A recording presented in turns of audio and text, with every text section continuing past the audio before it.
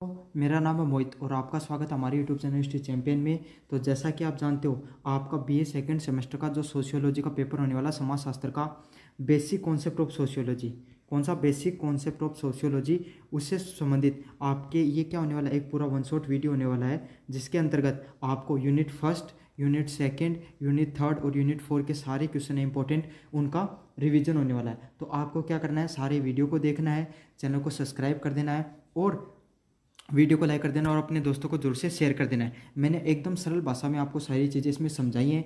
अन्य वीडियो देखना चाहते हो तो डिस्क्रिप्शन में लिंक दिया है, प्लेलिस्ट का वहाँ से देख लेना और टेलीग्राम को जरूर से लिंक कर ज्वाइन कर लेना, वहाँ पर आपको पीडीएफ वगैरह मिल जाएगी। समझ में आ गया? तो चलो इन्जॉय करो वीडियो को। धन्यवाद। मेरा नाम है मोहित और आपका स्वागत है हमारे यूट्यूब चैनल हिस्ट्री चैंपियन में। तो जैसा कि आप जानते हो, आपका बीए सेकेंड सेमेस्टर का जो सोशियोलॉजी का समाजशास्त्र का पेपर होने वाला है, बेसिक कॉन्सेप्ट ऑफ सोशियोलॉजी, उससे संबंधित आपके सामने जितने भी महत्वपूर्ण प्रश्न है उसकी पूरी सीरीज करा रहा हूँ। उसका अगला प्रश्न है, क्या है, सामाजिक संरचना की अवधारणा को स्पष्ट करते हुए इसकी प्रमुख विशेषताओं, प्रकारों व तत्वों का वर्णन कीजिए। तो सामाजिक संरचना है, उसकी क्या अवधारणा है, उसको स्पष्ट करना है तथा इसकी प्रमुख विशेषताएं, प्रकार तथा तथ्यों को वर्णन करना है। काफ़ी ज़्यादा महत्वपूर्ण प्रश्न है, अलग अलग विश्वविद्यालय में प्रश्न पूछा जाता है। तो अगर आप इस वीडियो को पूरा देखते हो तो चाहे प्रश्न निबंधात्मक रूप से है, चाहे लघुतरात्मक रूप से है, चाहे अति लघुतरात्मक रूप से है, आप इस प्रश्न को जरूर से कर दोगे। तो साथ के साथ अन्य प्रश्नों के भी उत्तर देखना चाहते हो तो मैंने उसकी प्लेलिस्ट का लिंक दे रखा आपको डिस्क्रिप्शन में, वहाँ से जाकर जरूर से देख लेना। तो चलो शुरू करते हैं अपन। सबसे पहले बात करें सोशल स्ट्रक्चर। तो सोशल स्ट्रक्चर, सामाजिक संरचना क्या होती है? देखो, सामाजिक संरचना क्या होती है, आप अपना गांव का उदाहरण लो या फिर आप अपने परिवार का उदाहरण लो। सबसे पहले अपन गांव, आपके समाज से शुरू करते हैं। तो सबसे पहले आपके समाज में क्या आएगा, आपका घर आएगा। ठीक है, आपके घर के भी अलग अलग संस्था हैं, आपके पापा हैं, आपकी मम्मी है, आप खुद हो, आपके दादाजी, आपके चाचा, काका, ताऊ सब हैं। समझ में आ गया? सबका अपना अपना काम है। जैसे आपके पापा का काम है भाई कमाना, मेहनत, जो कमाई करने का कार्य करते हैं। आपकी मम्मी क्या तो भाई कार्य करती होंगी या फिर घर का काम करती होंगी। समझ में आ गया? और दादा का क्या काम है, सबको मैनेज करना। समझ में आ गया? सब कितना पैसा आ रहा है, कितना जा रहा है, सबको मैनेज कर, डांट लगाने का काम है ना। आपका क्या काम है, पढ़ाई करने का कार्य है। समझ में आ गया? तो सभी व्यक्तियों का क्या अपना अपना कार्य, अपना अपना दायित्व है, सबका बटा हुआ है। फिर आपका घर आ गया। फिर आपके घर के बाद में आपके बात करेंगे समाज की बात। तो आपके समाज में आपका घर है। समाज में कोई व्यक्ति होगा, एक गांव में कोई भी समाज हो में एक चौधरी आदमी हो, जितनों भी कोई भी समाज में कोई भी काम हो तो को क्या काम रखो, सब ने समझान बुझान को। कोई लड़ाई होगी, कोई का मान ले घर कोई दिक्कत होगी तो वो क्या करोगे, समझान बुझान को कार्य रखो। एक आदमी हर गांव में, हर समाज में एक अया को आदमी रखो जिसकी सबका साथ बनेगी। समझ मांगो, एक आदमी है करोगे जो सब चुगली करके आओगे। हर समाज में अलग अलग प्रकार की संस्थाएं थी। तो इसी प्रकार से समाज है वो सारा क्या बनता है, अलग अलग प्रकार के व्यक्तियों से बनता है। उसी को क्या कहा जाता है, एक सामाजिक संरचना के नाम से जाना जाता है। और सामाजिक संरचना की खास बात क्या है, हर व्यक्ति का अपना दायित्व है, कर्तव्य क्या रहता है, बना रहता है। तो इसमें क्या होता है, इसमें जैसे कि संस्थाएं, भूमिकाएं, समूह, नियम और मूल्य। मतलब हर संस्था के तहत परिवार है, समाज है, गांव है, या कि एक संस्था है। समझ आ गई? सामाजिक संस्था, भूमिका, हर आदमी की एक एक भूमिका हो। जब मैं बताई कि थारा समाज में कोई ना कोई एक आदमी को जो को पूरा चौधर को काम बहुत संभाला को। एक आदमी रखो जो को काम ये रखो कि वो सब बने हो की। एक आदमी रखो जी को आपका घर गाँव ही बने। एक आदमी ऐसा मिलेगा जो सारे गांव की रिपोर्ट रखता है कि क्या चल रहा है। तो हर आदमी का अपना अपना महत्व है। इसी तरीके से आपका घर परिवार का उदाहरण दिया था, हर व्यक्ति का महत्व है। तो हर व्यक्ति की उस समाज में, उस संरचना में क्या होती है, भूमिका रहती है। अगले के वाले क्या, नियम। तो जैसे मैंने आपका घर का बात बताई, तो हर व्यक्ति के अपने अपने नियम है। जैसे आपके दादा का नियम है कि अगर आपके पिताजी को या फिर आपने कोई गलती कर दी तो था जुती दे थारे सिर में।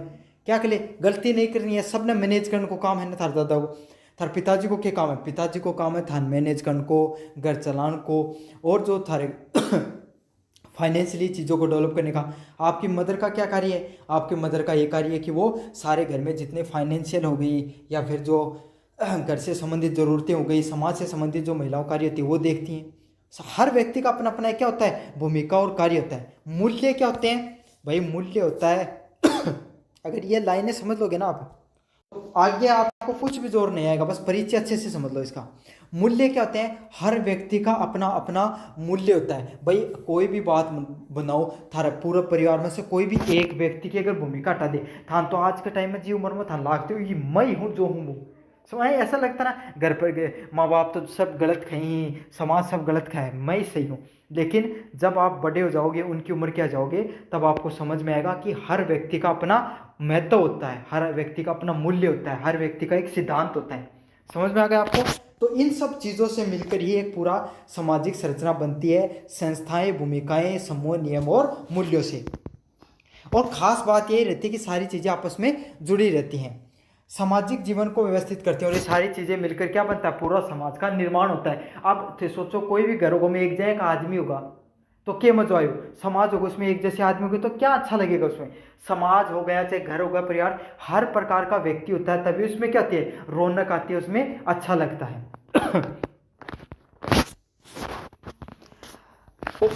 और समाज को क्या करते हैं? स्थायित्व व निरंतर प्रदान करने का कार्य करते हैं। तो सामाजिक संरचना के अवधारणा से संबंधित जो नियम दिए वो किसने दिए?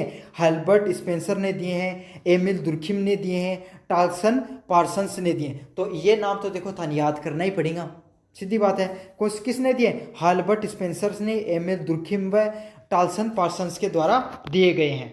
रेड ब्राउन के अनुसार, रेड ब्राउन ने क्या कहा? सामाजिक संरचना है ना, जो सामाजिक सोशल स्ट्रक्चर है, ये एक ऐसा नेटवर्क है जो सारे व्यक्तियों को एक दूसरे से जोड़ता है। समझ में आ गया आपको? सामाजिक संरचना है ये क्या है? कि एक ऐसा नेटवर्क है जो सभी व्यक्तियों को आपस में जोड़ने का कार्य करता है। भाई आपके परिवार में सभी लोगों के अंदर दादो हो को काम किया, सारा घर का जोड़न कोई काम है ना। कोई चाचा की कोई बात पर लड़ाई होगी थारे पिताजी से, या और कोई की लड़ाई है तो दोनों ने बैठा के समझा दिया, तो यही है सामाजिक संरचना। वैसे मैंने उदाहरण दिया है, लेकिन सामाजिक संरचना होती है उसमें हर व्यक्ति का क्या कार्य होता है? उसमें एक संबंध व नेटवर्क होता है जो एक दूसरे को जोड़ता है। तो अगली बार सामाजिक संरचना को उदाहरण देने का काम आए। और रेड ब्राउन की अगर आपको डेफिनेशन आई तो आप अपने दादा को याद कर लेना, जिसमें क्या बताया कि उनका कार्य क्या है? सारे नेटवर्क को जोड़ने का कार्य है। ये एक स्थायी संबंधों, संस्थाओं और व्यवहारों के रूप के प्रणाली जिसे समाज संचालित होता है। तो समाज संरचना क्या है? एक ऐसी नियम प्रणाली है, संस्था, एक व्यवहार है जिससे क्या होता है? सारा का सारा समाज चलता रहता है। सामाजिक संरचना की प्रमुख विशेषताएं क्या होती है? सबसे पहले होता है संगठित रूप। तो जो सारा का सारा सामाजिक संरचना, उसकी सबसे जरूरी चीज़ क्या है? भाई आप एक बात देखो, आपका घर परिवार है, उसमें सामाजिक संरचना की सभी एक दूसरे की बात मानते हैं, तभी तो घर चल सकता है। अगर आप अपने पापा की नहीं मानो, आपके पापा आपकी मम्मी की नहीं माने, आपकी मम्मी आपके पापा की नहीं माने, और आप किसी की नहीं मान रहे हो, आपके दादा की कोई सुन ही नहीं रहा, तो क्या घर चल सकता है? आपके दूसरे दिन क्या हो जाएंगे? बर्तन बाज जाएंगे। तो यही होता है कि सामाजिक संरचना की जो व्यवस्था होती है उसमें यही है कि सभी व्यक्तियों को एक व्यवस्थित ढांचे के अनुसार चलना रहेगा, ताकि वो सामाजिक संस्था या व्यवस्था वो चलती रहे। स्थायित्व में निरंतरता। तो सामाजिक संरचना समय के साथ विकसित होती रहती है। तो आज आपकी जैसी सोच है, भाई पहले क्या होता था? महिलाओं को घर से बाहर नहीं निकलने दिया जाता था, लेकिन क्या आज ऐसे है? आज तो सभी को बराबर अधिकार, सभी बाहर जाती हैं, पढ़ाई करते हैं। तो यही है सामाजिक संरचनाएं वक्त के साथ बदलती रहती हैं, लेकिन कुछ तत्व स्थायी पहले भी थे और आज भी हैं, जैसे परिवार, धर्म व राजनीति। तो परिवार के जो नियम कायदे बदलने लग गए समय के साथ, धर्म बदला, राजनीति बदली, लेकिन उनका स्ट्रक्चर वैसे का वैसा रहा। समझे? परिवार पहले भी रहते थे, आज भी रहते हैं, धर्म पहले भी था, आज भी था, राजनीति पहले भी थी, आज भी थी। समझ में आ गया आपको? सारी की सारी चीज़ें, चाहे गीता से लेकर आज की गीता तक ले लो आप, अभी तक क्या है? ये सारी चीज़ें बनी हुई हैं। ये क्या? सामाजिक संरचना की निरंतरता। हाँ, इनका मूल स्वरूप वक्त के साथ बदलता जरूर रहता है। Rules and status. तो हर व्यक्ति को समाज में एक भूमिका होती है जो सामाजिक संरचना का हिस्सा होता है। तो आपको पता है समाज के अंदर हर व्यक्ति की क्या होती है? एक भूमिका होती है जो क्या होता है? सामाजिक संरचना का हिस्सा होता है। तो समाज में हर व्यक्ति है, हर व्यक्ति का क्या होता है? एक भूमिका होती है जो क्या होता है? पूरे सामाजिक व्यवस्था का हिस्सा होता है। समाज में थाने बताए ना, हर व्यक्ति की एक भूमिका है। जैसे थारा गाँव में कोई एक आदमी समझाने वाला, तो कोई लड़ाई होगी 4-5 में, सब ने बैठ के समझाया, अरे भाई बैठो, थोड़ी देर चाय चू पियो, शांति बनाओ। क्यों? सबके साथ बने हैं। समझ में आ गया आपको। हर बात उसके मानते हैं। कोई एक आदमी जो कि अच्छे दाग है पूरा गांव में, जो खद्दे पर बात करनी पड़े तो उस व्यक्ति की भी सुननी पड़ती है। तो समाज में हर व्यक्ति, निम्न से उच्च वर्ग के व्यक्ति तक की, सबकी बातों का अपनी अपनी भूमिका होती है, सबकी अपनी बातों की वैल्यू होती है। अगले वाला पॉइंट क्या है, सहभागिता और परस्पर संबंध। तो सभी सामाजिक इकाइयां हैं जो एक दूसरे से क्या होती है, जुड़ी रहती हैं और सामूहिक रूप से कार्य करती हैं। तो मैंने बता दिया ना कि सभी लोग एक दूसरे से जुड़े हुए हैं। सामाजिक संरचना की खास बात क्या है, सभी लोग एक दूसरे से जुड़े हुए हैं। आपका परिवार है, समाज से जुड़ा हुआ, समाज आपके परिवार से जुड़ा हुआ है। सभी लोग धर्म से जुड़े हुए हैं, सभी लोग राजनीति के माध्यम से जुड़े हुए हैं। समझ में आ गया आपको। जैसे एक उदाहरण दिया जाता है ना कि जैसे कि आप जब अपने घर में रहते हो, जब अपने गांव में रहते हो, तो आप किसके आधार पे बटे रहते हो, आप अपने जाति के आधार पे बटे रहते हो। जब आप गांव से बाहर जाते हो तब आपको कोई बताए कि भाई वो तो फलाने गांव को मारे गांव को आदमी है, आपका गांव का कोई दूसरे गांव में कोई व्यक्ति मिल जाए तो आपको कितनी खुशी होती है ना। अब आप क्या चले गए, आप अपने राज्य से बाहर चले गए या जिले से बाहर, देख लो पेपर देने के चले गए और आपको आपका जिले का व्यक्ति मिल जाए, कितना खुशी होगा भाई ये तो मारा जिला को आदमी है, मार जाए कि बोली बोले। समझ में आ गया।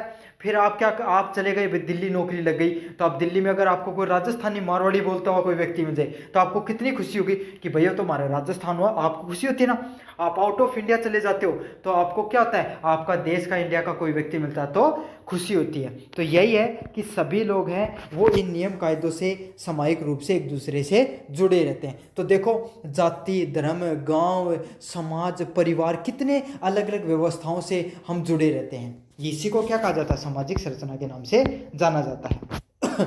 विविधता क्या है, हमारे समाज में सामाजिक भिन्नताएं भी देखने को मिलती है, जैसे जनजातीय, ग्रामीण, शहरी। तो है कौन खा भाई, वो तो गाँव है तो के बेरो होगो, कई बार खाना पा भाई कोई टेक्नोलॉजी से संबंधित चीज़ होगी। और शहर को कोई बालक हो तो उनके खाना भाई वो तो थोड़ी फिजिकल काम कमी होगी को करेड़ो है, खेत वगैरह में ले जाएं, उसने कभी किया ना तो आप एक कहोगे भाई इसको तो क्या पता होगा। तो यही चीज़ें हैं, देखो कितनी सूक्ष्म चीज़ें, उनसे भी हम भिन्नता रहती है। आप अपने घर में देख लो, कोई आदमी रंगू ज़्यादा सावड़ा हो तो उनको नाम सब कालियो कालियो कर दी बना देते ना। तो ये तो देखो समाज घर में उसी आधार पे भेदभाव होने लग गया। आप आगे जाते हो, घर से बाहर निकलते हो, आपकी जाति के आधार पे भेदभाव देखने को मिलता है, आपको भिन्नता देखने को मिलती है, भेदभाव नहीं भिन्नता देखने को मिलती है। भेदभाव और भिन्नता में बहुत फर्क होता है। धर्म के नाम पर भिन्नता देखने को मिलेगी, गांव के नाम पर, शहर के नाम पर, हर अलग अलग व्यवस्थाओं के नाम पर भिन्नता देखने को मिलती है। अगले वाला पॉइंट, सामाजिक संरचना के प्रकार। तो सामाजिक संरचना कितने प्रकार की होती है, आधुनिक और पारंपरिक विचारों की। तो देखो पारंपरिक जो परंपराएं होती है, पुरानी परंपराएं, वो कैसी होती है, रूढ़िवादी होती है। भाई कई दिनों कोई चीज़ चलेडी रह जाए, कल्टी को नहीं हो जाएगी, तो भाई है बार रूढ़िवादी है। पुरानी परंपरा है तो क्या हो रही है, कल्टी हो रही है, रूढ़िवादी है। और आधुनिक परंपरा, कोई नई नई चीज़ वबा की है, फ्लेक्सिबल हो, जल्दी सी मुड़ जा, तो वही है आधुनिक संरचना। कैसी होती है, प्रगतिशील होती है। जैसे समझ लो कोई थार दादा ने कोई चीज़ बता दी जल्दी सी कि वो फोन है, नहीं फोन में के कर कहाँ रुपया कमा सका, हाँ बता सको ना, तो वो खगो वो तालो दादा खगो किसा पिस्सा कमावा है, पढ़ लिया कर, ऐसी बात कहेगा ना। और यही बात अगर आप कोई आधुनिक ज़माने के बच्चे को कहोगे तो वो कहेगा हाँ बिल्कुल, क्यों नहीं कमा सकते, आप कमा सकते हो। समझ आ गया ना। तो यही डिफरेंस होता है पारंपरिक विचारधारा में और आधुनिक विचारधारा में। समझ में आ गया। पुरानी चीज़ क्या होती है, रूढ़िवादी होती है, और नई चीज़ क्या होती है, प्रगतिशील होती है। सामान्य और विशिष्ट संरचना। सामान्य संरचना में संपूर्ण समाज की रूपरेखा होती है। तो जो सामान्य संरचना होती है उसमें पूरे समाज की रूपरेखा देखने को मिलती है। भाई सामान्य में क्या आ गई, सारो समाज आ गो जी के अंदर, धर्म, जाति, सब सारा लोग आगा, बस सामान्य में ही। और विशिष्ट संरचना क्या होती है, विशिष्ट संरचना में एक संस्था व समूह जुड़ी होती है। जैसे कि मैं आपकी बात करूं, जैसे आपको ऐसे बोला जाए कि जैसे कि भाई हिंदू इस समाज में क्या उदाहरण दूँ मैं आपको, हाँ एक छोटा सा, आप स्कूल में गए और आपको स्कूल में पूछा गया कि भाई आपका गांव का नाम रामपुर है, कि रामपुर गांव से कौन कौन है, तो 10 बालक एक साथ खड़े आया कि भाई रामपुर गांव से ये ही। फिर तो वो तो क्या हो गया, एक सामान्य संस्था हो गई। और फिर आपको पूछा, आपके पापा का नाम लिया कि भाई आपके पापा का नाम समझ लो कि क्या है, सुमित मान लो, तो भाई सुमित कुमार का लड़का कौन है, तो उसमें से आप में से कोई एक खड़ा हुआ, तो वो क्या हो गया, वो एक विशिष्ट संरचना का भाग हो गई। समझ में आ गया ना आपको, सामान्य व विशिष्ट में। औपचारिक व अनौपचारिक संरचना। औपचारिक संस्था क्या होती है? जहाँ पर नियम और पदों पर आधारित रहती है, जैसे कि सरकार, स्कूल और अनौपचारिक क्या रहती है? मित्रता या परिवार। तो औपचारिक संरचना क्या होगी, कैसी होगी? जठे सारा चीज नियम कायदाओं चल रहे हैं।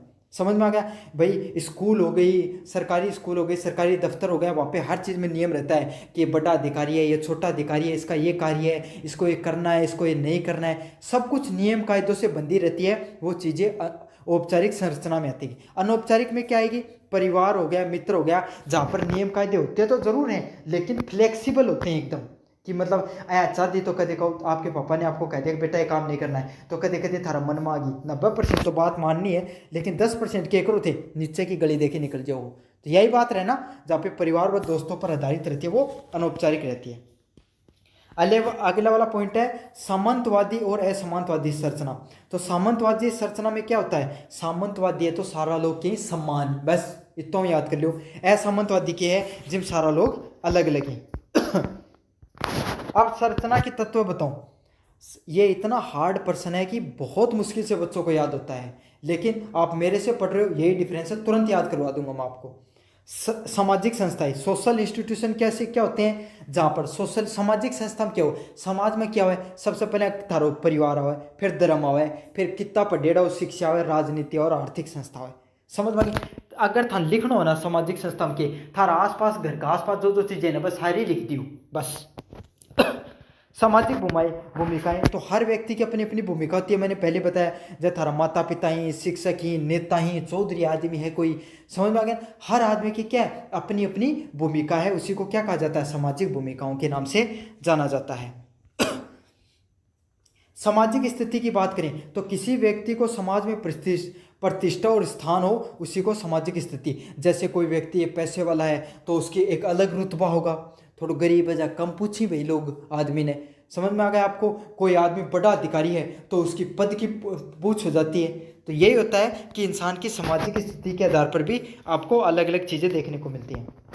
मूल्य और मापदंड, व्यवहार के वे नियम जो सामाजिक स्वीकार्यता को निर्धारित करते हैं। तो वह नियम जो सारा समाज के द्वारा बनाए जाए वही के कहलाए मूल्य कहलाए। अगले वाला है सामाजिक समूह है। जैसे सामाजिक समूह में क्या क्या चीज़ें आती हैं? आपका परिवार सबसे पहले। सामाजिक समूह में प्राथमिक स्तर पे कौन आएगा? परिवार। द्वितीयक स्तर पे कौन आएगा? कार्यालय, जो संबंधों से नियंत्रित होते हैं। तो आपको प्राथमिक स्तर पे परिवार, दूसरे स्तर पर कार्यालय। सामाजिक संरचना की बात करूं तो सामाजिक संरचना एक मूलभूत पहलू है जो क्या करता है? विभिन्न सामाजिक तत्वों को जोड़ता है। तो मैंने आपको बताया सामाजिक संरचना चीज क्या है? जो अलग अलग प्रकार के लोगों को जोड़ती है और उनको जोड़कर क्या बना देती है? एक संगठित रूप बना देती है। इसकी विशेषता, जैसे आपके घर में हर मेंबर का एक अलग अलग भाग है ना, लेकिन सबको जोड़कर क्या बन जाता है? एक पूरा परिवार बन जाता है। इसकी विशेषताएं और प्रकार समाज की प्रकृति को दर्शाते हैं। तो इसकी जो विशेषताएं हैं और जो प्रकार है वो समाज की प्रकृति कैसी है उसको दर्शाते हैं। सामाजिक संस्थाओं के माध्यम से समाज के संचालन को सुनिश्चित करती है। तो जो समाज के अलग अलग संस्थाएं हैं, परिवार हो गया, धर्म हो गया, राजनीति हो गया, सब क्या करती हैं? उसी के माध्यम से संचार चलता है। सबकी अपनी भूमिका, नियम कायदे होते हैं।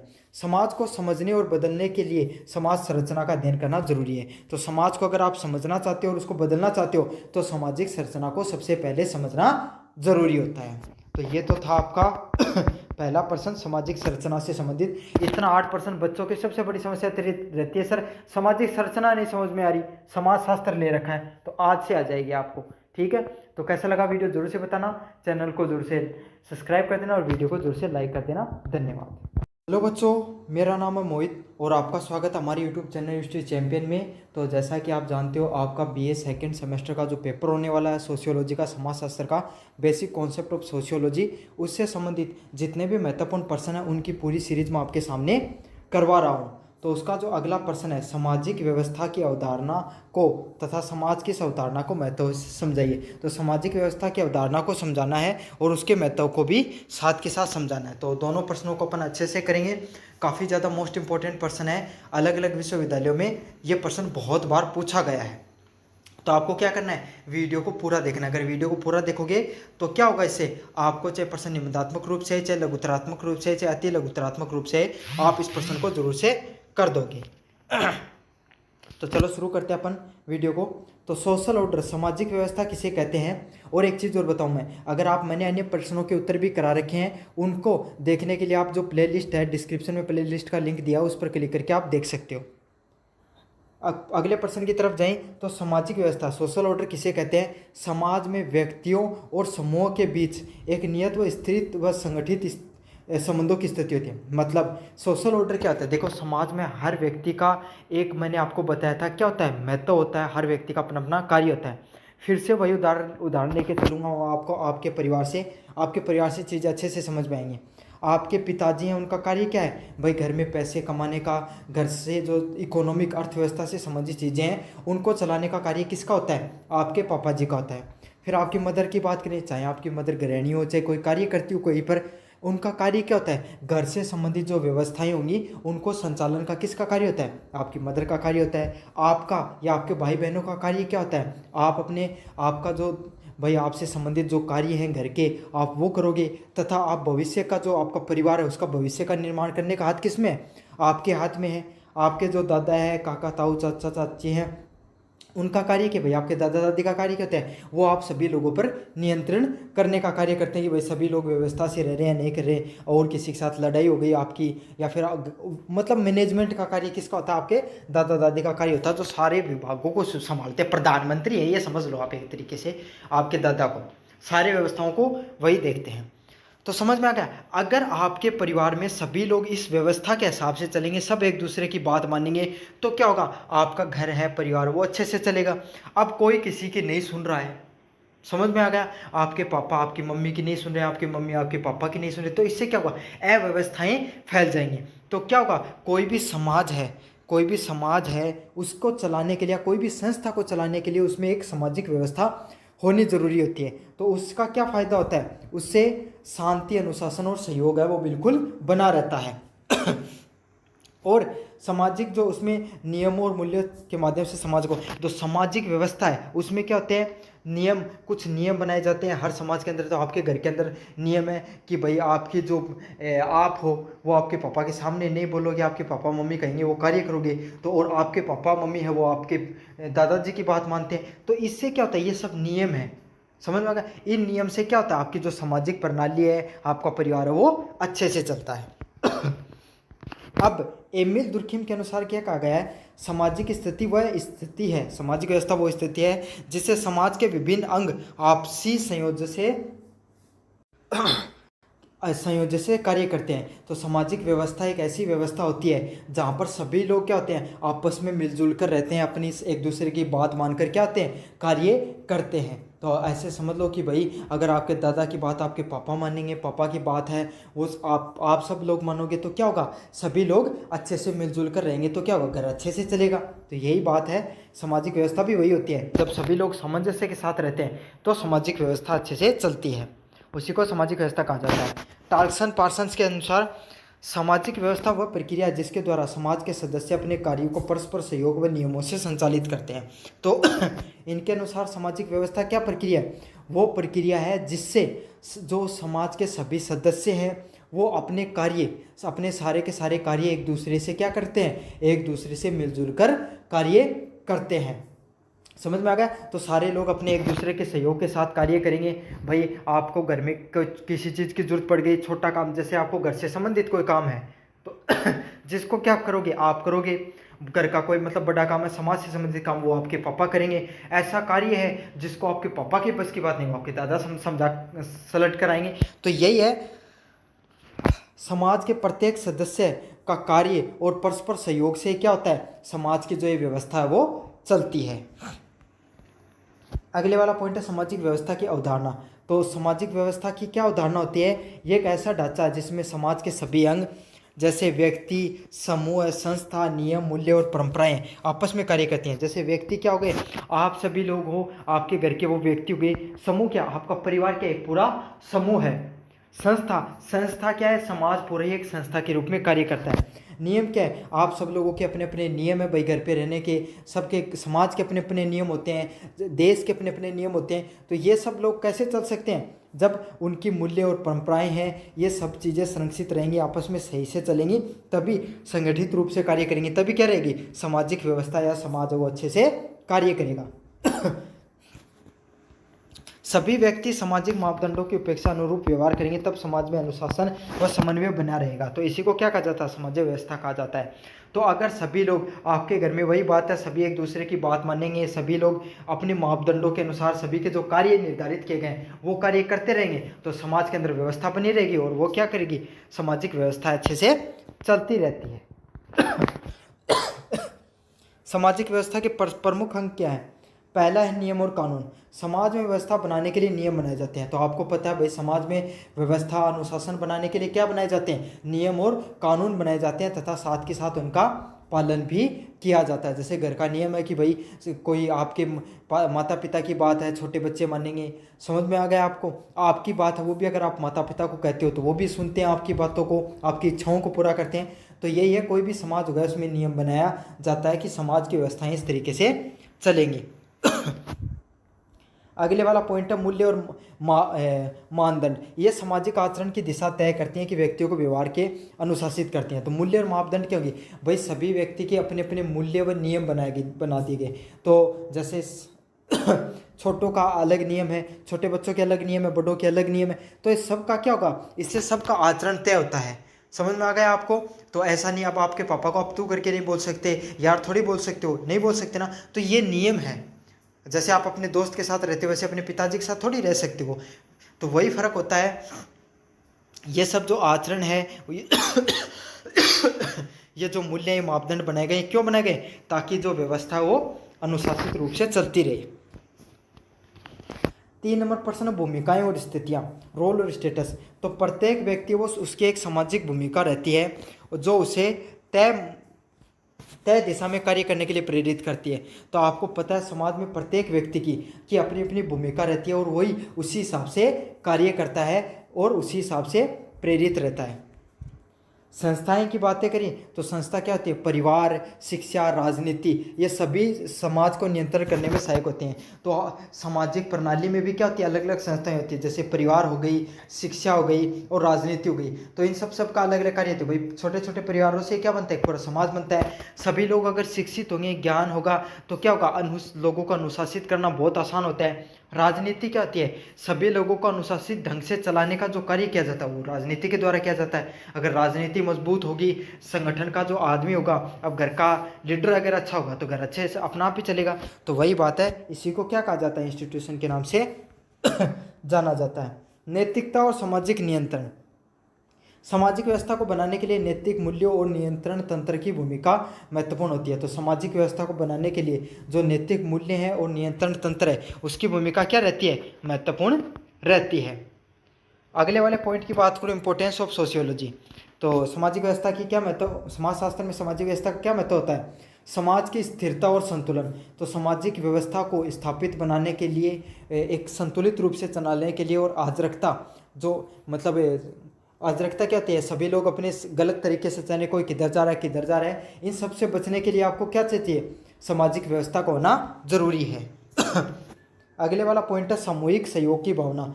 तो सभी लोग हैं वो एक साथ रहकर मिलजुल कर रहेंगे, सामूहिक रूप से रहेंगे, तो इससे क्या रहेंगे, आपसी सहयोग की भावना बढ़ती है। अगले वाला पॉइंट है सामाजिक नियंत्रण का माध्यम। तो नियम, संस्थाएं और मूल्य मिलकर व्यक्तियों के व्यवहार को नियंत्रित करती हैं। तो जो सभी नियम हो गए, संस्थाएं हो गए और मूल्य हो गए, ये सब मिलकर क्या करते हैं, कोई भी व्यक्ति है उसका व्यवहार को नियंत्रित करते हैं। अगर ये सब व्यवस्थाएं नहीं होगी तो आपको पता है कोई व्यक्ति कोई भी कार्य करके चला जाएगा, कोई गलत का आचरण करने लग जाएंगे लोग। तो समाज में एक हर प्रकार का अपना, जैसे धर्म है, आपको पता है भगवान ईश्वर ने आज तक किसी को देखा है नहीं देखा है, लेकिन कोई भी व्यक्ति जब गलत कार्य करता है तो उसको ऐसे लगता है कि मैं गलत कार्य कर रहा हूँ तो मुझे ईश्वर जरूर देख रहा है। समझ में आ गया ना? तो यही है, ये बहुत छोटी छोटी चीजें हैं जो क्या करती हैं, हमें व्यवस्थित और सही तरीके से चलने के लिए प्रेरित करती हैं जीवन में। अगले वाला पॉइंट है संघर्ष का नियंत्रण। तो सामाजिक व्यवस्था के अंतर्गत सामाजिक असमानता और संघर्ष को भी संतुलित करने का प्रयास किया जाता है। तो सामाजिक व्यवस्था में जो समाज की असमानता है और संघर्ष है उसको भी संतुलित करने का प्रयास किया जाता है।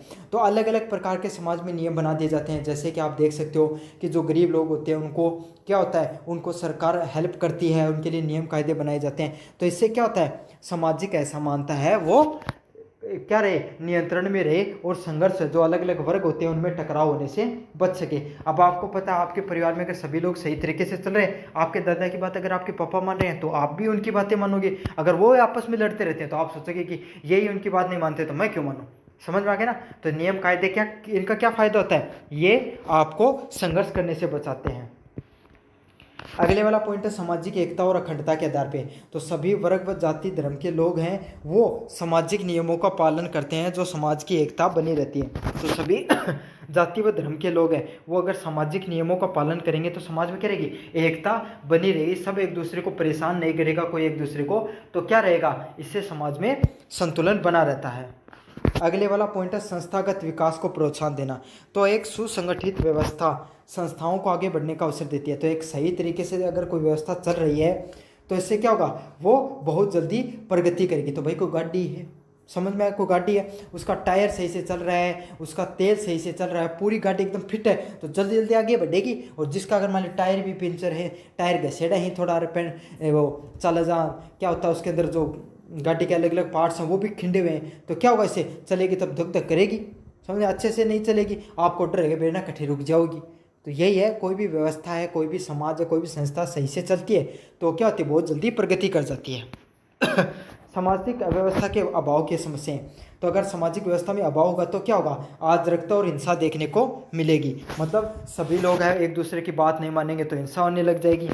सामाजिक व्यवस्था, तो समाज में जो आज हम व्यवस्था देखते हैं वो भी नहीं रहेगी। नैतिक पतन, नैतिक मूल्य है जो हमारे सामाजिक मूल्य हैं उनका भी ह्रास हो जाएगा। सामाजिक असमानता और असंघर्ष, तो लोगों के बीच में एक दूसरे के बीच में क्या देखने को मिलेगा, सामाजिक असमानता, कोई गरीब अमीर के बीच में है ना, वो इसको शोषित करेगा, या फिर पैसे के आधार पे या पावर के आधार पे कोई राजनीतिक रूप से मजबूत है तो वो गरीब लोगों को दबाएगा। तो यही है सामाजिक असमानता। और उससे क्या होएगा, अगर सामाजिक असमानता होती है तो लोगों में कुंठा की भावना पैदा होती है, ईर्ष्या की भावना पैदा होती है। तो क्या हो जाता है, लड़ाई होती है। अब आप सोच लो आपके घर में आपका एक और भाई है, छोटा भाई है, आप घर वाले क्या करते हैं, आपके छोटे भाई को ज़्यादा प्यार करते हैं, आपको थोड़ा कम करते हैं, आपको क्या कर देते हैं, आपको डांट देते हैं, उसे नहीं डांटते हैं। तो आपके मन में ईर्ष्या का भाव हो जाए ना कि भाई तो ज़्यादा लाडू राखी, मन तो राखी को नहीं, है ना। तो इससे क्या होता है, कभी आप घर वालों को बोल दोगे कि भाई मैं तो आपकी नहीं बात मानता, आप तो सारे इसी की तारीफ करते रहते हो। तो समझ में आ गया ना। तो इसी तरीके से समाज में भी संघर्ष देखने को मिलता है अगर असमानता हो तो। शांति और विकास में बाधा, तो अगर समाज में शांति होगी तो सभी लोग मिलजुल कर रहेंगे तो क्या होगा, समाज जल्दी प्रगति करेगा। और एक दूसरे की बात नहीं मानेंगे तो विकास में बाधा पहुंचेगी। कंक्लूजन की बात करें, निष्कर्ष की बात करें, सामाजिक व्यवस्था समाज की बुनियादी आवश्यकता है। तो सामाजिक जो व्यवस्था है वो समाज में क्या होगी, बुनियादी आवश्यकताओं में से एक है। यह समाज को क्या संतुलित समुचित रूप से चलाने के लिए, स्थायित्व रूप से चलाने व संतुलन की गारंटी देती है। और समाजशास्त्र में इसी चीज़ का अध्ययन किया जाता है ताकि ये समझा जा सके समाज कैसे कार्य किया जाता है। तो समाज के अंदर कोई भी समाज है वो अच्छे से संचालित रहे, उसमें स्थायित्व बना रहे, वह संतुलन बना रहे। तो इसी सब चीज़ों का अध्ययन किस में किया जाता है, समाजशास्त्र में किया जाता है, ताकि समाज में शांति बनी रहे। इन किन कारणों से समाज की व्यवस्थाएं टूटती हैं, वह सामाजिक व्यवस्था में जिनके बिना सामाजिक व्यवस्थाओं की कल्पना नहीं होती। तो कैसे समाज जुड़ता है, कैसे टूटता है, ये सब चीज़ें, इन सब चीज़ों में सामाजिक व्यवस्था में क्या जाता है, उनका अध्ययन किया जाता है। तो चलो बच्चों, ये था आपका अगला प्रश्न जो मैंने करवा दिया है, सामाजिक व्यवस्था की अवधारणा को समाजशास्त्र में इस अवधारणा का महत्व समझे। काफ़ी मोस्ट इंपॉर्टेंट प्रश्न था। कैसा लगा आपको वीडियो ज़रूर बताना कमेंट बॉक्स में, और अपने दोस्तों को जरूर से शेयर करना। धन्यवाद। हेलो बच्चों, मेरा नाम है मोहित और आपका स्वागत हमारे यूट्यूब चैनल हिस्ट्री चैंपियन में। तो जैसा कि आप जानते हो, आपका बीए जो सेकंड सेमेस्टर का जो पेपर होता है समाजशास्त्र का, सोशियोलॉजी का, बेसिक कॉन्सेप्ट ऑफ सोशियोलॉजी, तो उससे संबंधित महत्वपूर्ण प्रश्नों की पूरी सीरीज करा रहा हूँ। उसका जो अगला प्रश्न है वो क्या है, संस्कृति को परिभाषित करते हुए इसकी प्रमुख विशेषताओं का उल्लेख कीजिए। तो संस्कृति को आपको परिभाषित करना है और उसकी प्रमुख विशेषताओं को बताना है। काफ़ी ज़्यादा महत्वपूर्ण प्रश्न है, अलग अलग विश्वविद्यालयों में काफ़ी बार ये प्रश्न रिपीट होता है। तो आपको क्या करना है, इस वीडियो को पूरा देखना है। अगर पूरा देखोगे तो चाहे प्रसंग निबंधात्मक रूप से है, चाहे लघुतरात्मक रूप से, चाहे अति लघुतरात्मक रूप से, आप इस प्रश्न को कर दोगे। तो चलो शुरू करते हैं। संस्कृति होती क्या है, तो समाज के जो हमारा संस्कृति क्या होती है, देखो आप जो खान पान करते हो, आप जो इस वेशभूषा का प्रयोग करते हो, आप जिस समाज में रहते हो वहाँ के जो नियम कायदे मानते हो, आपका जो त्योहार होते हैं उनको मनाते हो। तो हर देखो, आप अगर यहाँ के राजस्थान की बात करोगे तो होली होती है, होली होती है अपनी, उसको मनाने का अलग तरीके से मनाई जाती है। जैसे अपने को होली को मनाते जलाते हैं, उसमें होलिका का दहन किया जाता है, उपला बनाओ भापड़कुल्ले बनाते हैं ना, वो बनाते हैं, वो जलाते हैं, गोबर की बनाकर उपले उनको जलाया जाता है, ऐसा होता है। पंजाब में जाओगे वहाँ की होली अलग है, आप यहाँ पर और कश्मीर में जाओगे या उत्तर प्रदेश में जाओगे वहाँ की होली अलग तरीके से मनाई जाती है। समझ में आ गया। दीपावली का भी यही है। तो हर समाज की अपनी एक वेशभूषा होती है, अपनी एक बोली होती है, अपनी एक परंपराएं होती हैं, रीति रिवाज होते हैं और क्या होते हैं, नियम कायदे होते हैं। तो उसी को क्या होता है, क्या कहा जाता है, संस्कृति के नाम से जाना जाता है। समझ में आ गया। संस्कृति क्या होती है, संस्कृति भाई हमारे द्वारा जन्मजात सीखी नहीं जाती है। आप ऐसे थोड़ी है कि भाई आप जन्मते सबसे पहले संस्कृति को सीखे थे। आप जैसे जैसे धीरे धीरे बड़े हो रहे हो, अब तक भी आप धीरे धीरे समाज के नियम कायदों को समझ रहे हो। तो यही है, संस्कृति वक्त के साथ अर्जित की जाती है, जन्मजात नहीं होती है।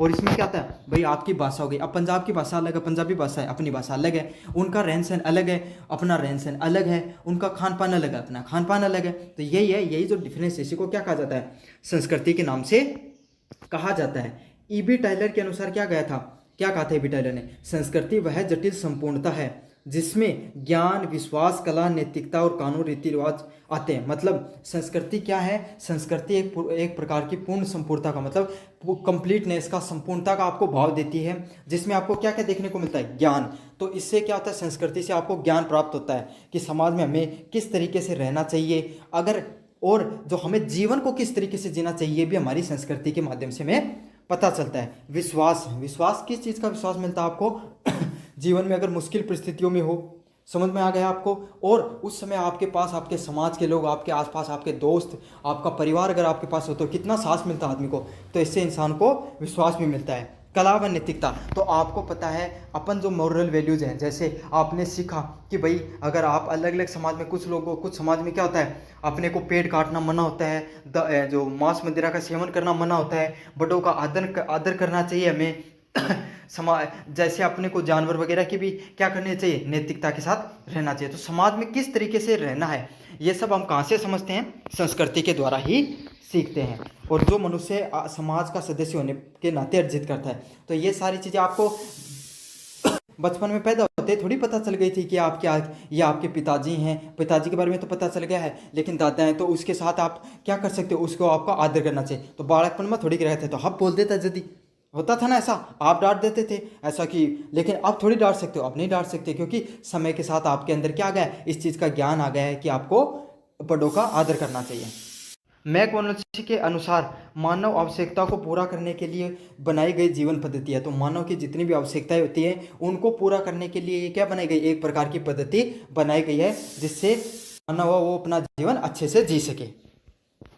अब मेन कैरेक्टर, संस्कृति की मुख्य विशेषताएं क्या होती हैं, संस्कृति की मुख्य विशेषताएं क्या होती है, सीखी गई वस्तु, लर्न बिहेवियर। तो मैंने आपको बताया कि जन्मजात नहीं होती है संस्कृति, संस्कृति हम वक्त के साथ ही सीखते हैं। ठीक है, इसमें क्या क्या होते हैं, संस्कृति में अनुभव होते हैं, जो आपने समाज वक्त के साथ जो जीवन में अनुभव करे हैं वो होती है। सामाजिकता, जो समाज में आप रह रहे हो वहाँ से जो नियम कायदे आपको बताए गए कि ये अपने समाज के लोग हैं, इनके साथ ऐसा व्यवहार करना है, दूसरे समाज के लोग हैं, इनके साथ ऐसा व्यवहार करना है। तो ये सब आप वक्त के साथ और सामाजिकता के साथ ही सीखते हो। साथ के साथ अनुकरण करके, दूसरे लोगों को देख करके और शिक्षा प्राप्त करके अपन जो क्या करते हैं, संस्कृति को सीखते हैं। अगले वाला है सामाजिक और साझा प्रकृति, सोशल एंड शेयरिंग। तो आपको पता है संस्कृति कोई एक व्यक्तिगत नहीं होती, सिर्फ एक व्यक्ति से ही संस्कृति संबंधित नहीं होती है, बल्कि पूरे समाज के सभी सदस्यों के द्वारा संस्कृति को क्या किया जाता है, साझा किया जाता है। समझ में आ गया, मतलब सभी लोग है ना, ऐसा नहीं कि संस्कृति को मानने वाले समाज के सिर्फ आप ही हो, सभी लोग उन सब नियम कायदों को मानते हैं। एक संस्कृति के लोग एक समान मूल्य व आचरण का अनुसरण करते हैं। तो आपको पता है हिंदू धर्म में अगर मांस मदिरा का सेवन बंद है, तो अगर जो सब लोग अच्छे से उसका पालन करते हैं तो क्या करते हैं, वो इस सब चीज़ों को मानते हैं। भाषा का मान लो, चलो ये भी उदाहरण नहीं मानो तो ये मान लो कि अगर आप क्या हो, अगर आपके अंदर राजस्थान में हो, आपके जिस गांव में रहते हो, सारे गांव के एक जैसे काम करेंगे, सारे गांव को एक जैसी भाषा होगी, खान पान भी लगभग एक जैसा होगा, रहन सहन एक जैसा होगा, और क्या होगा, बोली जो रीति रिवाज होंगे वो भी एक जैसे होंगे। तो यही है सामाजिक और प्राकृतिक साझा, सारे लोग एक जैसी भावनाओं को, नियम कायदों को क्या है, मानते हैं। अगले वाला क्या, प्रतीकात्मक। प्रतीकात्मक क्या होती है, संस्कृति प्रतीकों के माध्यम से व्यक्त की जाती है। तो संस्कृति है वो प्रतीकों के माध्यम से व्यक्त की जाती है। जैसे भाषा हो गई, भाई आपकी भाषा, उससे तो आपका संस्कृति को पता चलता है, आप बोलते पता चल जाए भैया तो राजस्थान का है, उस क्षेत्र से आया है। समझ में आ गया आपको। चित्र से, वेशभूषा से, जैसे आप दिखते हो, जैसे आप कपड़े पहन के रखते हो, उससे भी पता लगाते हैं कि भाई कौन राजस्थान का है, कौन पंजाब का है, कौन यूपी बिहार का है। आपको हर चीज़ का कैसे पता चलता है, इन सब चीज़ों से, चित्र प्रतीकों से ही पता चलता है। अगला पॉइंट है डायनेमिक, गतिशीलता। प्रकृति संस्कृति स्थिर नहीं होती है, वो समय के साथ बदलती रहती है। तो जो पहले के समय नियम कायदे हुआ करते थे, क्या आज के समय में वही है जो आपके दादा ने, आपके पापा ने जो नियम कायदे माने हैं, जो आपके दादा ने माने वो आपके पापा ने नहीं माने होंगे, आपके पापा ने जो नियम कायदे माने वो आपने नहीं माने होंगे।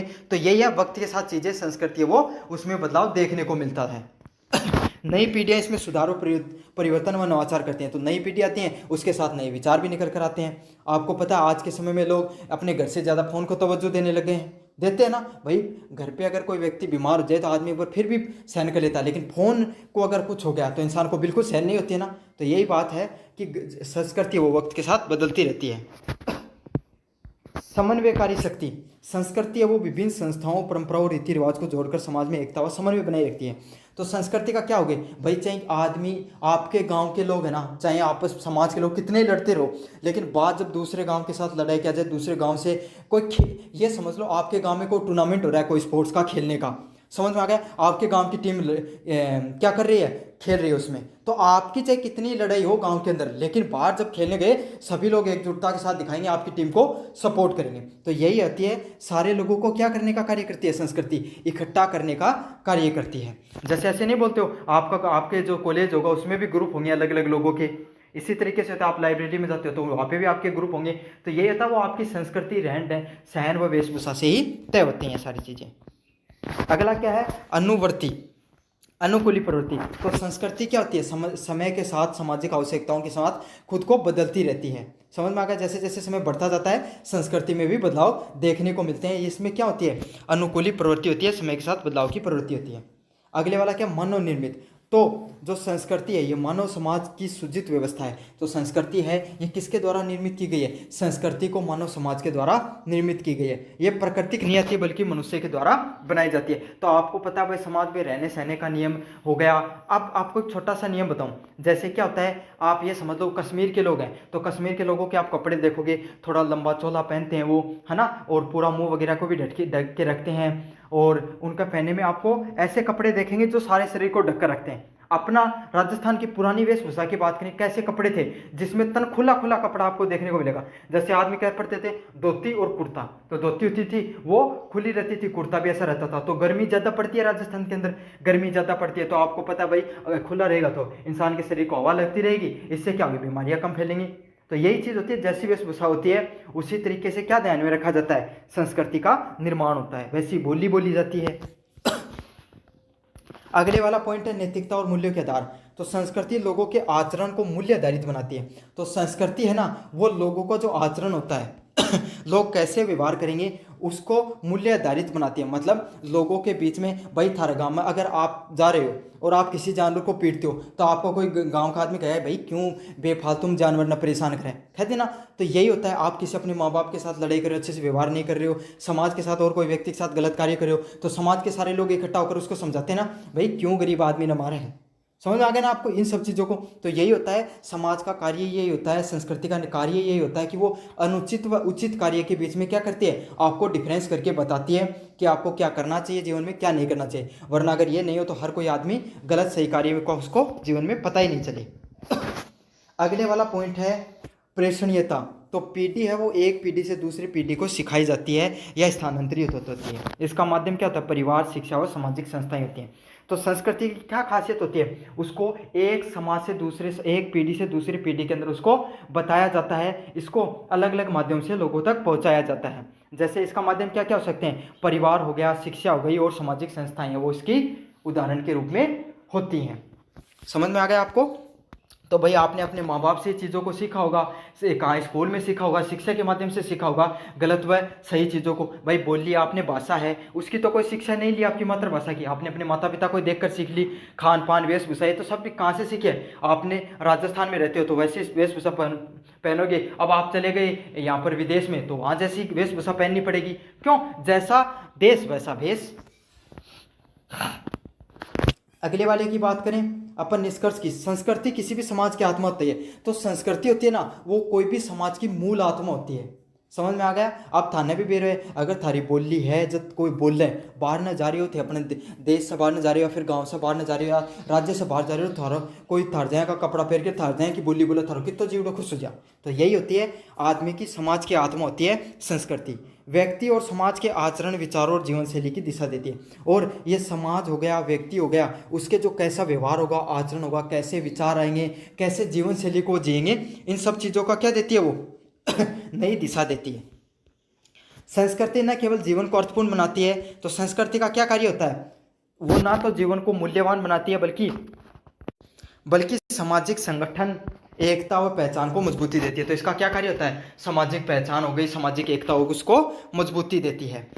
इसकी विशेषताओं के आधार पर हम विभिन्न समाजों में समानता और विविधता को समझ आती है। लेकिन इतनी विविधता होने के बाद में समाज को, सभी लोगों को एक जैसा करने का कार्य होता है।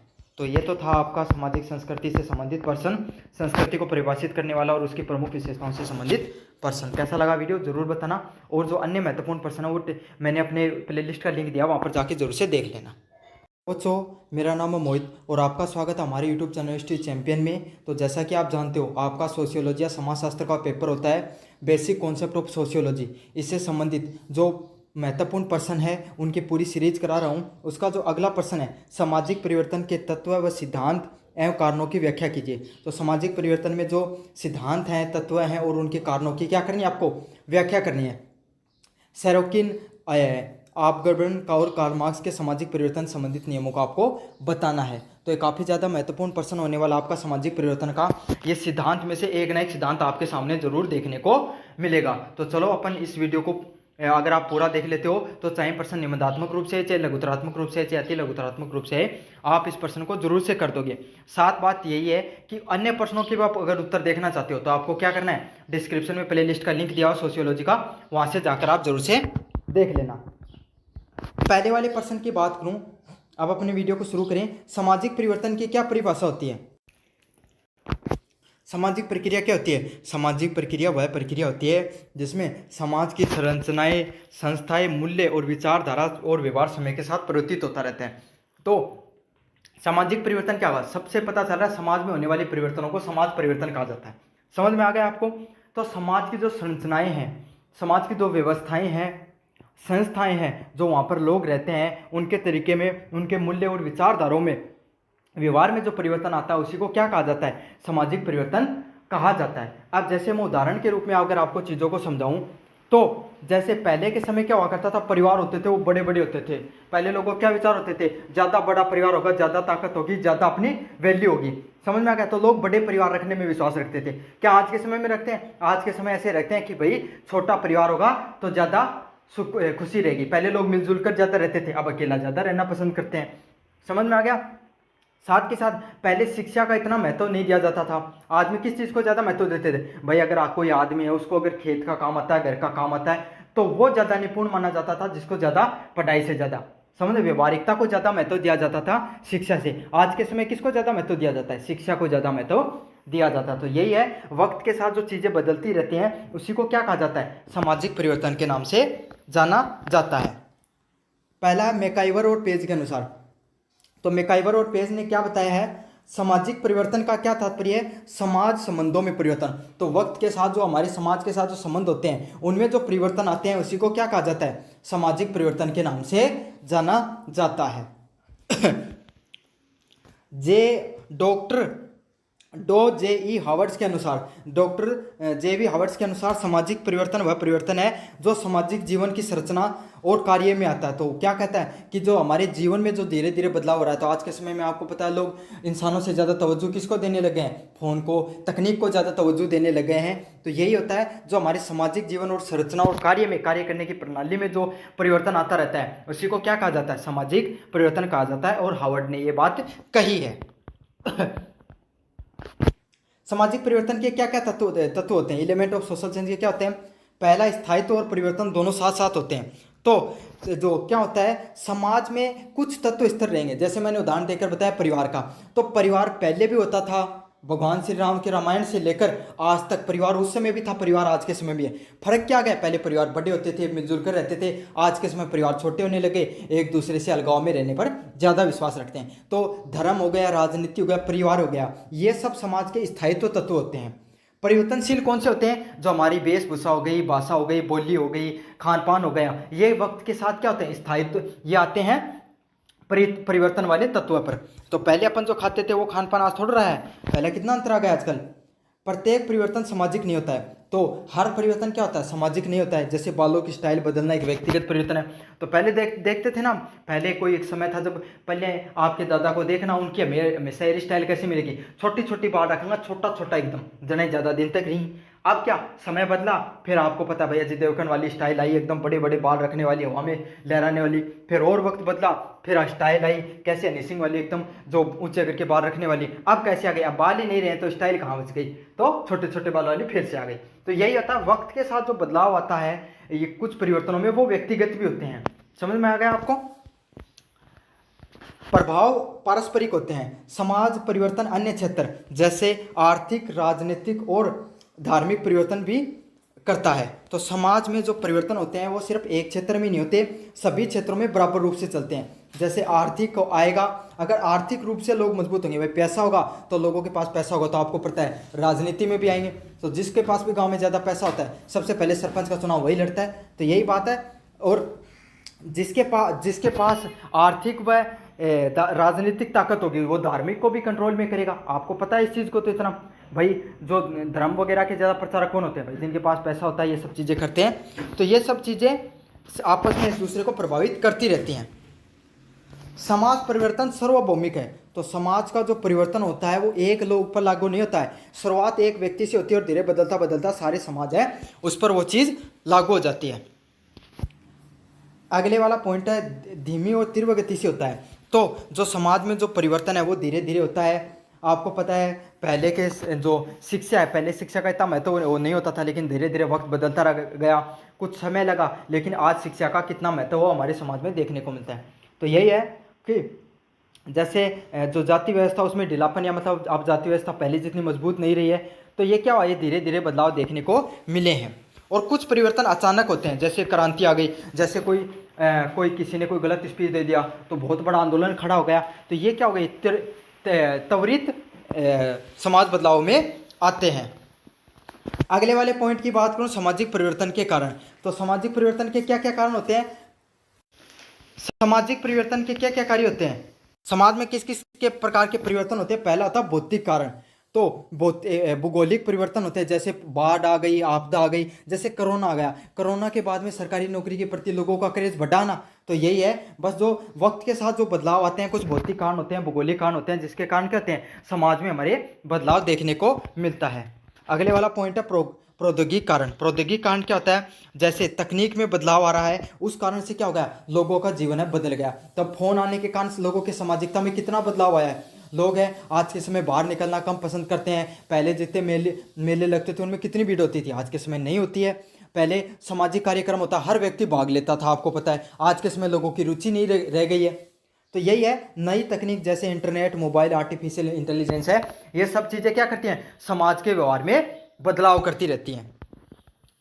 आर्थिक कारण पूंजीवाद, औद्योगिकरण व भूमंडलीकरण आदि आर्थिक परिवर्तन समाज को बदलते रहते हैं। तो पैसा हो गया, औद्योगिकरण है, जो ग्लोबलाइजेशन है। तो आपको पता है भाई, पहले कभी आपके दादा ने थोड़ी कभी जीवन में बर्गर खाया होगा, नहीं खाया होगा ना, अभी खिलाया होगा आपने। क्यों? क्योंकि आज के समय ग्लोबलाइजेशन हो गया, बाहर की जो कंपनियां वो भारत में आकर प्रोडक्ट लगा सकती हैं। आपके दादा के समय तो थी नहीं वो सब कंपनियां, तो इसीलिए क्या हो गया, अब खान पान वेशभूषा बदलने लगी है। तो आपके पापा ने थोड़ी कभी क्या बोलते हैं, आपके दादा ने कभी ब्लिंकिट से कोई चीज़ मंगाई होगी, आपके पापा ने भी नहीं मंगाई होगी फ़ोन इंटरनेट से आने से पहले।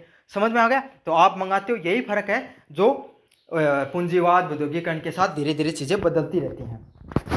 अगले वाला पॉइंट क्या, राजनीतिक कांड। तो क्रांति, स्वतंत्रता आंदोलन, लोकतंत्र या तानाशाही का प्रभाव। तो समाज है वो राजनीति से बहुत ज़्यादा प्रभावित होता है। तो आपको पता है अगर समाज में कोई प्रकार की क्रांति आई है, समझ में आ गया, स्वतंत्रता का आंदोलन देखने को मिला है, तो वहां पर भी क्या होगा, समाज में बदलाव देखने को मिलता है। तो आपको पता है स्वतंत्रता से पहले जो लोग एक साथ मिलकर रहते थे, जैसे भारत स्वतंत्र हुआ, सब लोग धर्म के आधार पर विभाजित हो गए, एक दूसरे को मारने काटने पर तुलने लगे। सिर्फ समय कैसे हो, देशों के विभाजन पर ये सब होने लग गया। तो यही होता है, राजनीतिक कारण भी होते हैं। सांस्कृतिक और धार्मिक कारण। तो मूल्य, परंपराएं और विचारधाराएं बदलने से सामाजिक संरचनाएं भी बदलती रहती हैं। तो आपको पता है मूल्य, जो विचारधाराएं लोगों की समय के साथ बदलती रहती है, परंपराएं बदलती रहती हैं, तो उसके साथ क्या थी, सामाजिक संरचना में भी बदलाव देखने को मिलता है। तो पहले क्या होता था, पहले महिलाओं का ऐसी बहुत सी जॉब होती जिनमें नहीं जाने दिया जाता था। आज के समय हर क्षेत्र में महिलाओं का योगदान बराबर रूप से देखने को मिलता है, और अब तो आर्मी में भी जाने लग गई हैं। जनसंख्या का कारण, जनसंख्या वृद्धि और कमी से सामाजिक संस्थाओं पे असर पड़ता है। तो आप आज के समय आप देख लो, जनसंख्या ज़्यादा बढ़ रही है, बेरोजगारी ज़्यादा है, तो आपको पता है उद्योग धंधे हो गए, आप पर सरकार पर ज़्यादा दबाव रहता है कि रोजगार से संबंधित चीज़ें। अब जापान में आप चले जाओ, जापान में क्या कोई भी समस्या होगी रोजगार की? होगी नहीं, क्योंकि युवा है ही नहीं। वहाँ तो समस्या है कि युवा नहीं है, और भारत में समस्या है कि युवा इतने हैं कि उन्हें लगाएं कहाँ पर। समझ में आ गया? यहाँ वाले युवा इंस्टाग्राम पर रील बनाने में बिजी हो रहे हैं। तो यही फर्क होता है, हर समाज में जनसंख्या का भी बहुत अधिक प्रभाव होता है। जनसंख्या घटती बढ़ती रहती है, उसी तरीके से संसाधनों पर और सामाजिक संस्थाओं पर असर पड़ता रहता है। सबसे पहला पॉइंट है सामाजिक परिवर्तन के सिद्धांत। तो सामाजिक परिवर्तन का क्या सिद्धांत है? पित्रिम सारोकिन ओ का सामाजिक संस्कृति का सिद्धांत क्या दिया था? सोरकिन्स थ्योरी क्या है? सोरकिन्स थ्योरी है, ये समाज परिवर्तन में कैसे काम करती है, एक लीनियर मतलब एक सीधी दिशा में जाने का कार्य करती है, सीधे तरीके से कार्य करती है। इसमें पहला क्या आएगा? इंद्रियवादी संस्कृति। तो इंद्रियवादी संस्कृति होगी सेंसेट कल्चर, जो सिर्फ भौतिकवादी सुखों पर आधारित होती है। तो वेस्टर्न जो कल्चर होता है, पश्चिमी वाला, उन लोगों का क्या कार्य होता है? खाओ पियो कमाओ मजे करो और जीवन को छोड़कर चले जाओ। समझ में आ गया? ऑस्ट्रेलिया, यूरोप जैसे देशों में क्या देखने को मिलता है? 15 दिन में आपको तनख्वाह मिलती है, सरकार आपको पेंशन देती है, अच्छे से आप कमाओ, 5 दिन कमाओ, 2 दिन बढ़िया एंजॉय करो ज़िंदगी को, और फिर 7 दिन कमाओ, फिर अच्छे से एंजॉय करो 5-6 दिन, और फिर ज़िंदगी को ऐसे जीते रहो, लास्ट में आपको पेंशन मिलेगी, वो अलग है। तो वो किस पर निर्भर करती है? इंद्रियवादी संस्कृति होती है, भौतिक सुखों पर आधारित होती है। अगले वाली क्या होती है? आदर्शवादी संस्कृति, अध्यात्म व नैतिकता पर आधारित। मतलब ऐसी संस्कृति जो किस पर बात करेगी? आपको अध्यात्म पर, जो शारीरिक सुख है इनको ज़्यादा महत्व नहीं देकर अध्यात्म धर्म की ज़्यादा बातें करेगी। समझ में आ गया? जैसे कोई धार्मिक देश है तो वहाँ पर कैसे बातें होंगी? जब मठ हो गया, या फिर मंदिर जहाँ पे ये धर्म गुरुद्वारा हो गए, जहाँ पर यहाँ पे क्या दी जाती है, इस प्रकार की संस्कृति ज़्यादा देखने को मिलती है। आदर्श इंद्रिय मिश्रित, मतलब ऐसी संस्कृति जो दोनों का मिश्रण हो, अध्यात्म का भी और आदर्शवादी का भी। तो ऐसी भारतीय जो संस्कृति है, अपन जो जिस प्रकार का जीवन जीते हैं वो कैसा होता है? आदर्श इंद्रिय, जिसमें हम थोड़ा थोड़ा संसारिक सुख भी ले लेते हैं, थोड़ा थोड़ा भगवान की भक्ति भी कर लेते हैं। फर्क इतना है, एग्जाम आते हैं तब अपन भगवान की भक्ति ज़्यादा करते हैं, और एग्जाम जाने के बाद में कौन भगवान कौन अपन। समझ में आ गया? तो यही होता है। इसको कैसी संस्कृति बोला जाता है? आदर्श इंद्रिय मिश्रित संस्कृति बोला जाता है। और इसी प्रकार समाज है वो तीनों की तीनों जो अवस्थाएं हैं इसमें घूमता रहता है। आदमी के पास जैसे पैसा आ जाता ज़्यादा तो वो एक नंबर में आ जाता है। इंद्रियवादी संस्कृति में खूब संसारिक या भौतिकवादी सुखों में आधारित होता है। थोड़ा सा बुरा वक्त आने लग जाता है तो भगवान को याद कर लेता है। समझ में आ गया? और फिर से सब कुछ सही हो जाता है तो मिश्रित में आ जाता है। तो ऐसे ही ये समाज आपस में घूमता रहता है। आगबर्न का सांस्कृतिक विलंब सिद्धांत। तो आगबर्न का जो संस्कृति को 2 भागों में विभाजित किया है। तो आगबर्न ने किसमें किया है? पहली है भौतिक संस्कृति, मेटेरियल कल्चर। तो तकनीक, वस्तुओं, मशीन आधारित, मशीन इन सब चीज़ पर आधारित जो संस्कृति होती है उसको किस तकनीक के नाम से जाना जाता है? भौतिकवादी संस्कृति के नाम से जाना जाता है। अगली किसने उन्होंने क्या बताई? अभौतिकवादी संस्कृति, नॉन मटेरियल कल्चर, मतलब मूल्य, परंपराएं, कानून और नैतिकता से संबंधित जो संस्कृति होती है उसे नॉन मटेरियल बोला जाता है। तो आपको पता है भौतिकवादी में क्या होता है भाई, जो तकनीक हो गया, विषय वस्तु, इन पर निर्भर करेगी। और जो लोग मतलब नहीं मानते, जो लोग क्या होते हैं एकदम कानून को मानते हैं, नैतिकता को मानते हैं, वो सब लोग किस में आएंगे? नॉन मटेरियल में आ जाएंगे। लेकिन इनका ये कहना था भौतिक संस्कृति तेजी से बदलती है और अभौतिक संस्कृति पीछे रह जाती है। तो इन्होंने क्या कहा, जो मटेरियल कल्चर है ये वक्त के साथ तेजी से बदलता रहता है, इन लोगों के विचार, इन लोगों का कार्य करने का तरीका। और वही अभौतिकवादी हैं भाई, इनके विचार क्या होंगे? एकदम रूढ़िवादी होंगे। इनका क्या रहेंगे? पीछे रह जाएंगे इनसे। इसी असंतुलन के कारण संस्कृति विलंब, कल्चरल लैग है वो देखने को मिलता है। जैसे टेस्ट ट्यूब बेबी तकनीक का विकास तो हो गया, लेकिन नैतिक मान्यताएं पीछे हो गई हैं, लोग उसको स्वीकार नहीं करना चाहते हैं। अब 3 नंबर प्रश्न की बात करें, कार्ल मार्क्स का ऐतिहासिक भौतिकवाद का सिद्धांत। तो कार्ल मार्क्स ने कौन सा भौतिकवाद का सिद्धांत दिया था? तो इन्होंने जो कार्ल मार्क्स है इन्होंने समाज को 5 भागों में बांटा था। किसमें? आदिम साम्यवाद में, दास प्रथा, सामंतवाद, पूंजीवाद व समाजवाद, साम्यवाद। तो साम्यवाद, आदिम साम्यवाद कहाँ होगा? जहाँ पर समाज के सभी लोग क्या होंगे? एक साथ मिलजुल कर रहते हैं। दास प्रथा मतलब लोगों का शोषण हो रहा है, मजदूर वर्ग उसको शोषित किया जा रहा है पूंजीवादी लोगों के द्वारा। सामंतवाद वही है जिसमें सभी लोग क्या होते हैं? सभी लोग एक दूसरे के साथ सामाजिक परंपराओं के साथ रह रहे हैं। पूंजीवाद जहाँ पर पैसे का ज़्यादा महत्व होगा, लोग मनुष्य से ज़्यादा किसका महत्व करेंगे? पैसे का करेंगे, उसे पूंजीवाद कहते हैं। समाजवाद व साम्यवाद, तो दोनों के जो बीच का होता है उसी को समाजवाद व साम्यवाद कहा जाता है। उन्होंने कहा समाज में वर्ग संघर्ष, क्लास स्ट्रगल ही परिवर्तन की मुख्य शक्ति होती है। तो अगर समाज में आपको एक दूसरे के बीच में संघर्ष देखने को मिला तो इसी संघर्ष की वजह से क्या होगा? समाज में आपको बदलाव देखने को मिलता है वक्त के साथ। और इनके द्वारा 2 प्रकार के समाज बताए गए थे, शोषक समाज और शोषित समाज। तो शोषक समाज कौन सा होता है? वो समाज, जैसे एक फैक्ट्री का उदाहरण लिया था, तो फैक्ट्री का मालिक है वो क्या सोचेगा? मजदूरों से ज़्यादा काम कराकर कम से कम पैसे देकर मैं खूब अमीर हो जाऊं। तो वो कौन से में आएगा? वो शोषक वर्ग में आता है। अब शोषित वर्ग कौन होता है? जो मजदूर वर्ग होता है, बेचारा कार्य करता रहता है लेकिन उसको उतने पैसे नहीं मिलते हैं, उसको पूंजीवादी लोग क्या रहते हैं? हमेशा घसीटते रहते हैं, उनका फायदा उठाकर उनसे पैसे कमाते हैं। उसी को क्या कहा जाता है? शोषित वर्ग के नाम से जाना जाता है। उन्होंने कहा जब शोषित वर्ग जागरूक और विरोध करता है तो सामाजिक परिवर्तन आता है। तो आपको पता है कार्ल मार्क्स है समाज में क्रांति के जनक माने जाते हैं। तो उन्होंने ही कहा था कि अगर शोषित वर्ग, जो मजदूर वर्ग, अगर वो एक जगह इकट्ठा होकर अगर विरोध करने पर आ जाए तो क्या हो जाएगा? समाज में परिवर्तन देखने को मिलेगा। उन्हीं के अनुसार परिवर्तन क्रांतिकारी होते हैं और आर्थिक शक्तियों के द्वारा प्रेरित होते हैं। तो उन्होंने कहा क्या कि समाज में परिवर्तन है वो क्रांति के द्वारा ही हो सकता है। तो क्रांति के जनक माने जाते हैं कार्ल मार्क्स को। निष्कर्ष की बात करें, सामाजिक परिवर्तन स्वाभाविक है। तो सामाजिक परिवर्तन है वो कैसा है? स्वाभाविक है, आवश्यक व सतत प्रक्रिया है। तो जो सामाजिक परिवर्तन है ये समय के साथ जरूरी है और धीरे धीरे समय के साथ बदलती रहती है, सतत प्रक्रिया है। यह समाज की गतिशीलता का संकेत है। तो समाज में जो लगातार बदलाव होते रहते हैं उसमें गतिशीलता का क्या प्रतीक के रूप में कार्य करती है। सोरेकिन, आगबर्न और मार्क्स जैसे विचारकों ने सामाजिक परिवर्तन की विभिन्न अवधारणाओं को प्रस्तुत किया है। तो सोरेकिन, आगबर्न और मार्क्स जैसे विचारक इन्होंने समाज में जो होने वाले परिवर्तन है उसकी अवधारणा को बताया है। कोई इसे सांस्कृतिक दृष्टिकोण से देखता है, कोई इसे आर्थिक संघर्ष के रूप में। तो हर व्यक्ति का अपना अपना नजरिया तीनों का, कोई है वो सांस्कृतिक परिवर्तनों के रूप में देख रहा है, कोई आर्थिक पैसे के परिवर्तनों के रूप में देख रहा है इसे। इन सिद्धांतों को हमें समझने से सहायता मिलती है समाज कैसे बदलता है। लेकिन अगर हम इन सब सिद्धांतों को समझ लेते हैं तो हमें यह पता चल जाता है कि समाज कैसे वक्त के साथ बदलता रहता है और किन कारणों का मुख्य कारण होते हैं जिससे समाज में परिवर्तन देखने को मिलते हैं। तो ये था आपका सामाजिक परिवर्तन से संबंधित प्रश्न। काफ़ी बड़ा है, बच्चों को काफ़ी दिक्कत आती है, लेकिन मैंने एकदम आपको आपकी भाषा में समझाने का प्रयास किया है। मुझे उम्मीद है आपको सारा वीडियो समझ में आएगा अच्छे से। तो अगर अभी तक भी अगर आपने चैनल को सब्सक्राइब नहीं किया तो सब्सक्राइब करो। जो डिस्क्रिप्शन में मैंने अन्य वीडियो को भी लिंक दे रखे हैं, वहाँ से जाकर उन वीडियो को जरूर से देख लेना। धन्यवाद।